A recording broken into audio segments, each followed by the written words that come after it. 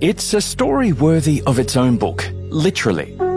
Switzerland, the peaceful alpine nation, home to living traditions and a modern powerhouse of innovation, celebrating the 175th anniversary of the Federal Constitution. 175 years, paving the way for Switzerland as a democratic and diverse country. Steeped in the values of freedom, respect, solidarity, and responsibility. The 12th of September, 1848, was a turning point in the country's history when Switzerland became a federal state and the first stable republic in Europe. To this day, Switzerland has one of the world's most stable political systems, a key factor for the country's attractiveness and competitiveness. Cause for celebration indeed, but first, back to the beginning. September 12, 1848. It was a Tuesday and a leap year. It was also a giant step forward in the foundation of modern Switzerland, when the loose confederation of cantons became a unified national state, intertwined with the introduction of fundamental democratic rights and civil liberties. So, how did we get here?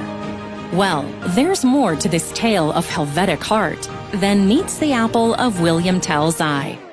Disagreements between conservative and liberal cantons led to a short civil war in late 1847. The conservative Sonderbund alliance surrendered, and the time was ripe for a modern federal state. Legend has it that a commission of cantonal representatives met regularly in Bern to draft the constitutional charter in just 51 days. 2/3 of the 22 autonomous cantons agreed to the charter, and it was subsequently adopted on the 12th of September, 1848. An auspicious day when the most important pillars of the nation's new constitutional order were enshrined. The Federal Council as the executive, the Federal Assembly as the legislative, featuring two chambers, the National Council representing the Swiss population and the Council of States representing the cantons. The separation of powers, the division of tasks between federal authorities and the cantons, sharing a common foreign policy, common currency, and free movement of people without internal customs duties.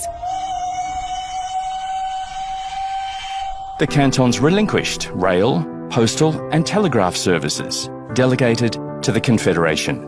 Basic rights and civil liberties were also won, like the right to vote and stand for election, initially reserved for Swiss male citizens of Christian denomination. 1848 was just the beginning. Social change led to a total revision of the federal constitution in 1874, and the expansion of people's civic rights, including freedom of trade, freedom of religion, and freedom of establishment. Switzerland's representative democracy became a direct democracy with the introduction of the optional referendum in 1874, followed by the right of initiative in 1891, giving the electorate the final say on political issues. Women's suffrage was introduced sometime later, in 1971, on a national level.